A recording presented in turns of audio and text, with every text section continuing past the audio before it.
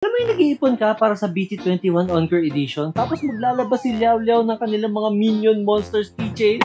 Anyway, ito yung mga dapat mong malaman bago ka bumili. Number 1, unahin ko na ito sabihin para malungkot kayo. Blind box po ang ating mga keychain. Ito rin naman tayo. Number 2, para makakuha ng Monster Minion keychain, ito mga kailangan mong bilhin. Isang medium Minion stub. Ano yan? Banana, Biscoff, tsaka Black Sauce. Tapos isang petite minion tub. Ano naman yan? Banana tsaka Nicchiola. Hindi ko alam kung ano yun. And finally, makakuha ka na ng isa.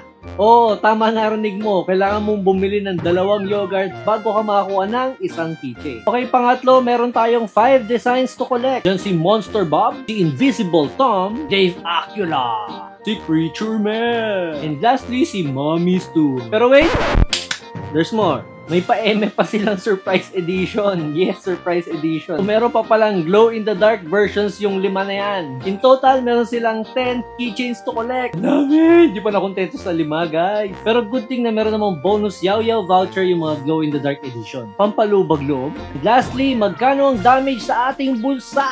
Tumataginting na 425 pesos lang naman ito. Unahan ko na kayo alam ko palagi nyo akong pinapakyumpute. So kung gusto mo talaga makuha silang lahat, yung 10 designs na yan, kailangan mo ng 4,250 pesos. At yun ay napakaswerte mo, no? Yung hindi ka uulit, which is napaka-imposible. So ano, kukuha ka ba? Ani ka ng toko.